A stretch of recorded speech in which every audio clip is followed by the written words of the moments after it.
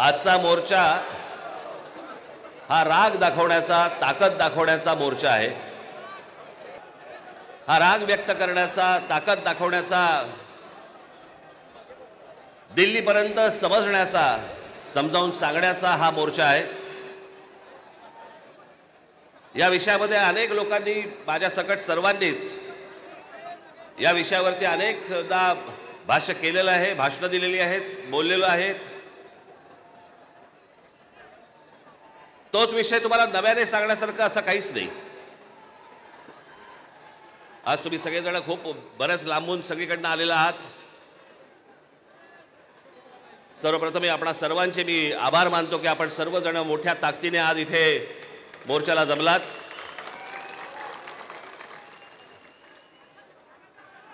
खरं तर छोटे विषय ते काही फार मोठा विषय नाही हा।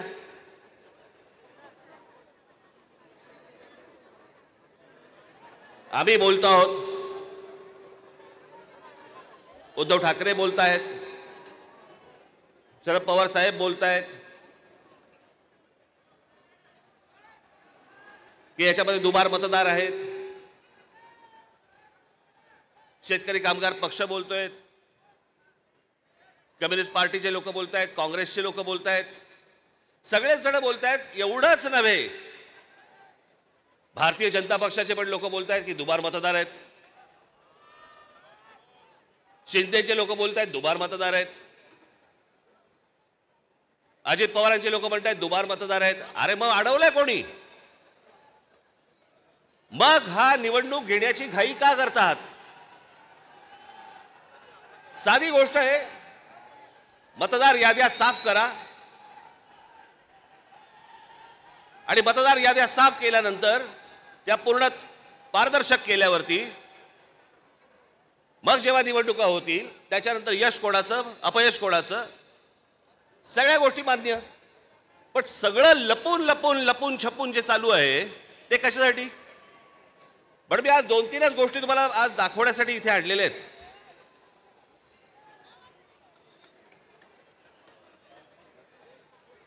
खरं तर हे 4,500 मतदार आहेत। 4,500 4,500 मतदार हे कल्याण ग्रामीण, डोंबिवली, मुरबाड आणि भिवंडी मधले मतदार आहेत। या इकडच्या मतदारांनी इथल्या मुंबईच्या मलबार हिल मतदारसंघामध्ये देखील मतदान केलेलं आहे। 4,500 मतदार हे या ठिकाणी राहणारे, यांनी मलबार हिल मतदारसंघामध्ये मतदान केलेलं आहे। त्यातल्या अगदी नावाला म्हणून मी तुमच्यासाठी हे एवढे मतदार आहेत, हे एवढ्या लोकांनी हे तिथे राहत आहेत, तिथेही मतदान केलं आणि मलबार हिल मध्ये देखील मतदान केलं। ह्याच्यातली म्हणून मी आता जस्ट फक्त 3 नावं आणली आहेत। प्रभाकर तुकाराम पाटील, राम महादू भोईर आणि गजानन पुंडलिक भोईर, ही त्यांची मतदार यादी आहे। या मतदार यादीमध्ये त्यांनी त्या मतदारसंघांमध्ये देखील मतदान केलेलं आहे आणि मलबार हिल मतदारसंघामध्ये देखील मतदान केलेलं आहे। असे लाखो लोक आहेत महाराष्ट्रभर की जे या मतदानासाठी म्हणून वापरले गेले।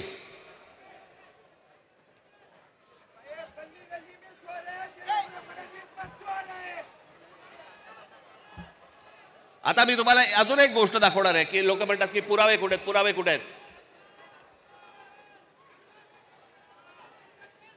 मुंबई हे लोकसभा मतदारसंघ म्हणजे मी तुम्हाला आता जुलै पर्यंतची यादी वाचून दाखवतोय। जुलै पर्यंतची, 1 जुलैला त्यांनी यादी बंद केली।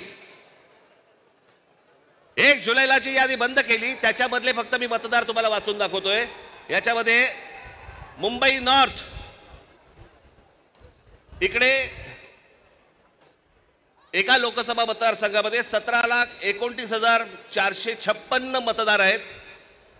याच्यापैकी 62,370 हे दुबार आहेत। मुंबई नॉर्थ वेस्ट संपूर्ण मतदार 16,74,861 आणि दुबार मतदार 60,231। मुंबई नॉर्थ ईस्ट पूर्ण मतदार आहेत 15,90,710 आणि दुबार मतदार आहेत 92,983. Mumbai north central total vote मतदार आहेत 16,81,048 आणि दुबार मतदार आहेत 63,740. मुंबई साऊथ सेंट्रल संपूर्ण मतदार आहेत 14,37,776 आणि दुबार मतदार आहेत 50,565. मुंबई साऊथ मतदार आहेत, हे आत्ताची यादी सांगतोय तुम्हाला, जुलैपर्यंतची, 1 जुलैपर्यंतची, 15,15,15,993 आणि दुबार मतदार आहेत 55,205. नाशिक लोकसभा मतदार आहेत 19,34,349 आणि दुबार मतदार आहेत 99,673. मावळ लोकसभा संपूर्ण मतदार आहे 19,85,172 आणि दुबार मतदार आहेत 1,45,636 एवढे दुबार मतदार आहेत. पुणे लोकसभा 17,12,242 दुबार मतदार आता आहे तिकडे 1,02,002.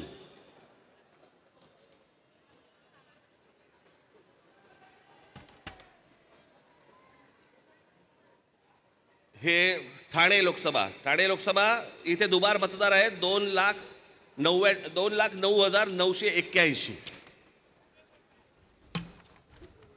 लोक म्हणतील की बाबा हे आकडे तर बोलून दाखवलेत, पुरावा कुठे आहे? मी आज तुमच्यासाठी पुरावा देखील आणलाय ह्या सगळ्या दुबार मतदारांचा. काढते कापड. हे सगळे दुबार मतदार आहेत. हे एवढे सगळे दुबार मतदार आहेत. हे मी तुम्हाला आता जेवढे फक्त मतदारसंघ सांगितले तेवढ्यातले फक्त दुबार मतदार आहेत हे. म्हणजे तुम्हाला कल्पना येईल महाराष्ट्रामध्ये काय प्रकारचा गोंधळ येतो. आणि एवढे पुरावे दिल्यानंतर देखील हट्ट सुरू आहे की नाही कोर्टाने सांगितलंय जानेवारीत निवडणुका घ्या. कशा घ्या? का घ्या? कोणाला आहे घाई? 5 वर्ष निवडणुका घेतल्या नाहीयेत. 5 वर्ष. अजून 1 वर्ष गेलं तर काय फरक पडणार आहे? काय फरक पडतो? 5 वर्ष काही फरक नाही पडला, अजून 1 वर्ष गेलं. पण जी माणसं भरली आहेत आतमध्ये त्याचं काय करायचं? मग त्याच्यातल्या त्याच्यात निवडणुका आटपून घ्यायच्या आणि पुन्हा यश पदरी पाडायचं. याला काय निवडणुका म्हणतात? या निवडणुका अशा याच्यात तर लोकशाही तरी टिकेल. एका आमदाराचा भाऊ सांगतो की मी 20,000 मतं बाहेरून आतमध्ये आणली. आमदाराचा म्हणजे ह्याची हिंमत बघा, सत्तेचा माज बघा की एक आमदाराचा भाऊ सांगतो की आमदार असतो पैठणचा, त्यांचा बुमरेचा भाऊ ना, हो पण त्याचा बुमरेचा भाऊ ना, तो मुलगा हल्ली कळतच नाही माहिती. या मतदार याद्या तपासताना ह्याच्यातला कोण त्या दिवशी सांगितलं नाही का मी, मुलीचं वय 114, वडिलांचं वय 43. त्या दिवशी काय मला बोलायचं ते मी बोललो. काहीही चालू आहे. त्या नवी मुंबईचे आयुक्तांच्या बंगल्यावरती मतदार नोंदवले गेलेत. कोणीतरी सुलभ शौचालयामध्ये नोंदवला गेला. कुठेही बसलेला दिसला की काही नोंदवायचा का?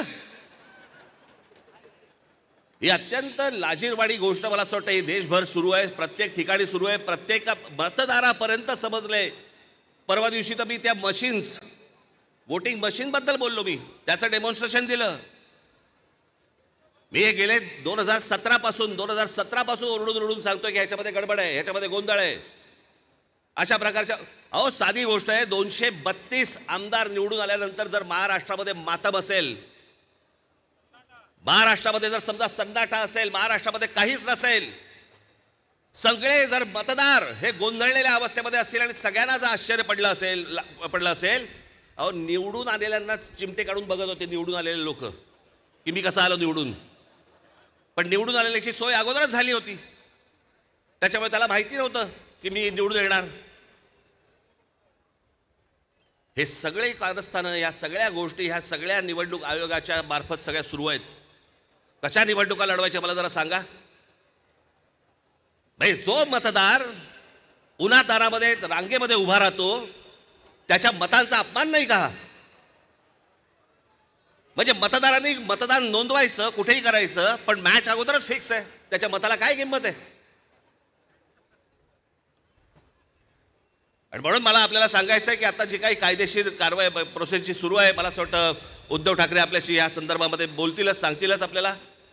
ते सगळ्या गोष्टी सुरू असतील. पण एक गोष्ट आपल्याला सांगतो, जेव्हा कधी निवडणुका होतील, जाता आता फक्त आपल्याला एकच सांगेन, जेव्हा कधी निवडणुका होतील, एक तर पहिल्यांदा तुम्ही घराघरामध्ये जा, सर्वजण याद्यांवरती सगळ्यात जोरात काम करा.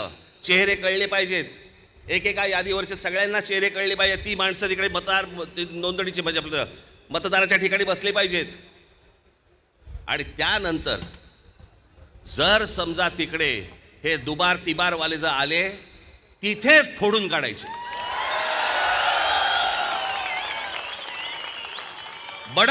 बडवायचे आणि मग पोलिसांच्या हातात द्यायचे. त्याशिवाय हे वटणीवरती येणार नाही. त्याशिवाय हा महाराष्ट्रामधला जो चाललेला कारभार आहे हा वटणीवरती येणार नाही. आज आपण सगळेजण इतक्या मोठ्या संख्येने इकडे सगळेजण आलात, मी आपल्या सर्वांचे मी आभार मानतो आणि आपली सर्वांची रजा घेतो. धन्यवाद. जय हिंद, जय महाराष्ट्र.